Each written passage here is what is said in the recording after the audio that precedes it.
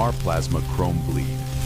Unlocking knowledge, inspiring innovation, empowering curious minds.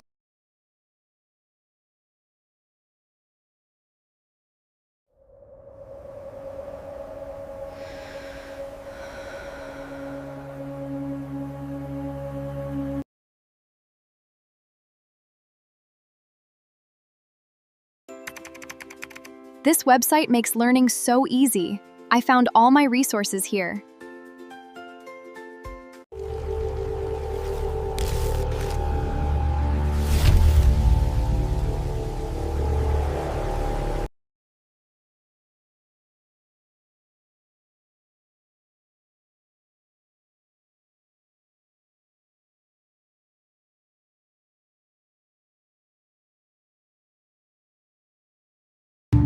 Like what you share.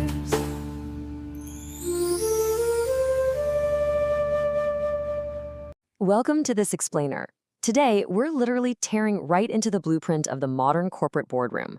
Now, you might hear the phrase the T-shaped professional and think, oh, we're just talking about some dry theoretical curriculum here. But we're absolutely not. This is a high-stakes, cross-disciplinary survival guide. You see, to truly command a modern corporate ecosystem, you can't just be a specialist stuck in one narrow lane. You have to be a master synthesizer of statutory text, judicial precedent, financial doctrine, and economic policy. You need that deep, specialized expertise. That's the vertical bar of the T, but it has to be combined with broad, cross-functional agility. So here's how we're breaking it all down with our 6-part modular architecture. We've got 1. Jurisprudence and general laws, 2. Company law and entities, 3. Corporate accounting, 4. Capital markets, 5. Tax laws, and finally, 6. Strategic governance. Let's dive in. Kicking things off with Module 1, Jurisprudence and General Laws. Look, before we can even begin to play the game of corporate governance, we absolutely have to master the rules of how the game is written in the first place. Because honestly, if you can't interpret the statute, you simply can't defend the company. And the law can be incredibly unforgiving. Enter the literal rule. This is the primary canon of statutory interpretation. It essentially says that if the words of a statute are clear, plain, and completely unambiguous, the courts must take them exactly at their word, regardless of the consequences. It really doesn't matter if the outcome seems totally absurd to you or me. This rule exists for one big reason: to preserve legislative supremacy. Lawmakers wrote it, so courts enforce it, exactly as it's written. But hey, what happens when that literal text has a massive, glaring loophole? Well, that's when we turn to something with a bit more historical drama: Hayden's mischief rule, dating all the way back to 1584. When a statute is broken or ambiguous, judges essentially turn into legal detectives and ask 4 absolutely critical questions. Number 1, what was the old law? 2, what was the mischief or defect that the old law somehow missed? 3, what specific remedy did Parliament create to cure this disease? And 4, what is the true underlying reason for that remedy? The judge's job is to then construct the text to actively suppress that mischief and advance the remedy. It's brilliant, problem-solving jurisprudence in action. Now, there are 2 more vital maxims courts rely on when the statutory text gets, well, messy. First up is harmonious construction. So when 2 provisions within a single statute seem to be totally at war with each other, courts don't just throw one out. No, they have to interpret them so they both survive and actually function together logically. They make them play nice. Second is nascitur associes, which roughly translates to a word is known by the company it keeps. It's pretty straightforward. If its specific word is ambiguous, the court is just going to look at the words immediately surrounding it to lock down its exact meaning. Moving right along to Module 2, Company Law and Business Entities. Armed with those interpretive tools, we're shifting from the theory of words to the operational reality of actual entities. We are talking about the absolute big bang of corporate law here, stemming from a landmark 1897 precedent, Solomon versus Solomon & Co. Limited. This case established the foundational doctrine of the corporate veil. It decreed that an incorporated company is a distinct legal person, completely and utterly separate from its shareholders and its directors. It can own property, it can sign contracts, and it can sue or be sued. This illegal fiction of limited liability, it is quite literally what allows modern global capitalism to exist, insulating human shareholders from the heavy debts of the corporate machine, unless, of course, that veil gets pierced due to fraud. Of course, once you actually have a company, things rarely stay simple, do they? Companies basically give birth to other companies, creating these incredibly complex group structures where control is absolutely everything. A holding company sits right at the top of the food chain. It either controls the composition of the board or holds more than 50% of the voting power of its subsidiary. But then you have an associate company, which occupies this really fascinating middle ground. It's defined by having significant influence. The parent holds between 20% and 50% of the voting rights.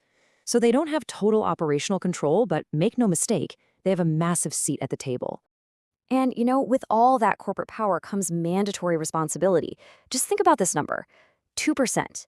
Now, I know it sounds like a tiny fraction, but believe me, it sends absolute shockwaves through a corporate budget. Under Section 135 of the Companies Act, eligible companies are legally mandated to allocate 2% of their average net profits directly to corporate social responsibility or CSR initiatives.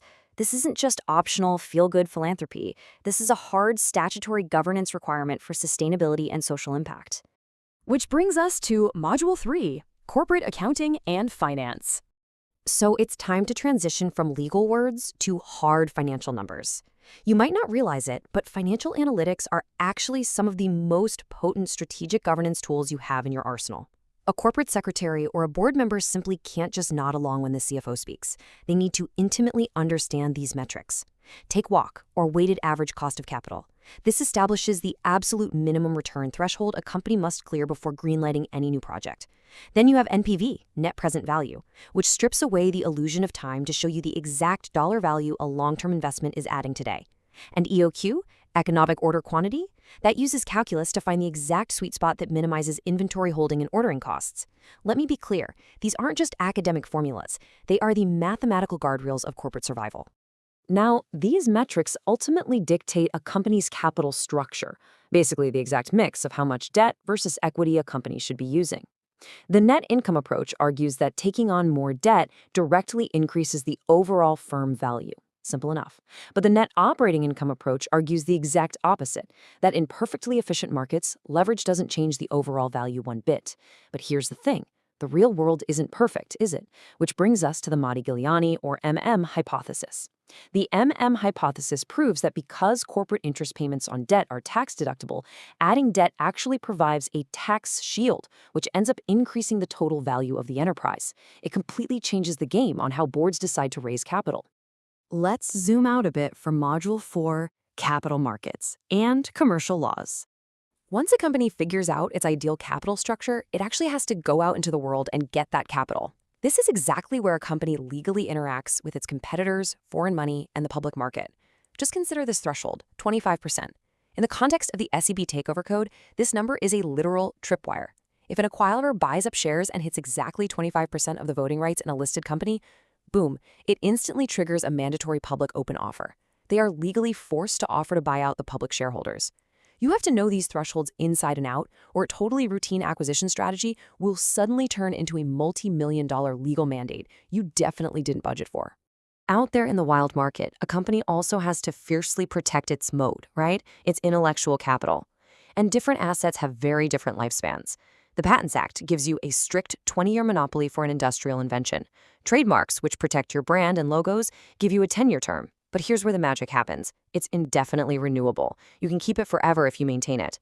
And the Copyright Act, that protects original literary or software creations for the life of the author plus an additional 60 years. Protecting these proprietary assets from public infringement isn't just a legal chore, it's a core governance duty. Next up, we dive into Module 5, Direct and Indirect Tax Laws. From the public market, we are now moving firmly into the domain of the state. Because let's face it, every single corporate strategy you execute ultimately hits the bottom line of taxation. The Income Tax Act uses a highly structured, almost rigid bucket system to capture and assess absolutely all domestic and global revenue. Literally everything a company or an individual earns must be classified into one of these 5 statutory heads: salaries, house property, profits and gains of business or profession, which, by the way, is where the bulk of corporate tax happens, capital gains, and finally, a catch-all bucket for income from other sources. If it's revenue, trust me, the state has a bucket for it.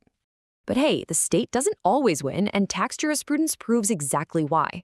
In a massive 2022 Supreme Court case, Union of India v. Mohit Minerals, the government tried to charge an integrated goods and services tax on the ocean freight of imported goods, even though customs duty was already being paid on the total overall value of those goods.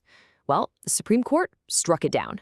They ruled that a CIF import contract is an integrated composite supply. You simply can't slice out the ocean freight and tax it a second time.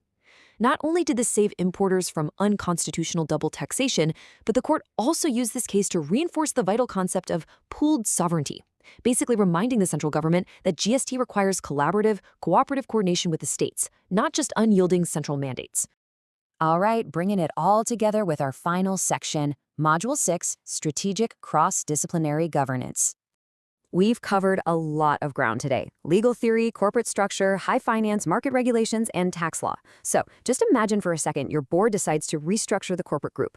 Boom, your checklist instantly becomes a cross-disciplinary minefield. You need procedural compliance under the Companies Act. You need to apply rigorous statutory valuation standards from corporate accounting. You have to hyper-monitor those 25% SEBI takeover triggers we talked about. You have to secure antitrust clearance from the Competition Commission of India so you aren't deemed an illegal monopoly. And of course, you have to precisely calculate the cascading tax and GST liabilities. A failure in literally just one of these bullet points can unravel a billion-dollar deal overnight. And that brings us to our final thought. The modern corporate ecosystem is incredibly complex, and quite frankly, it's completely unforgiving of ignorance. You simply cannot survive by staying safely tucked away in one silo. You definitely need that vertical depth of knowledge, but you also need that horizontal wingspan to connect the dots. So, having seen the incredible overlap of all these legal, financial, and regulatory frameworks, are you ready to apply this T-shaped professional blueprint to synthesize the law and command the boardroom? Thanks for joining me on this explainer, and I'll catch you next time as we continue to decode the systems that run our world.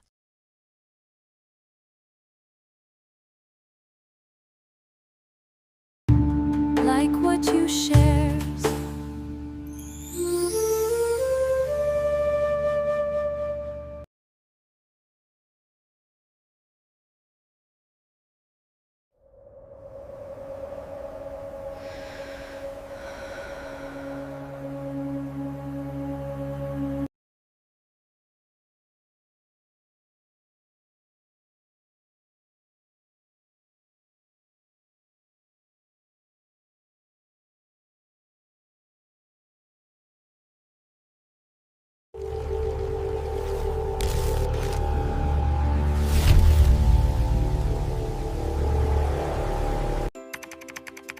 This website makes learning so easy. I found all my resources here. Noir Plasma Chrome Bleed. Unlocking knowledge, inspiring innovation, empowering curious minds.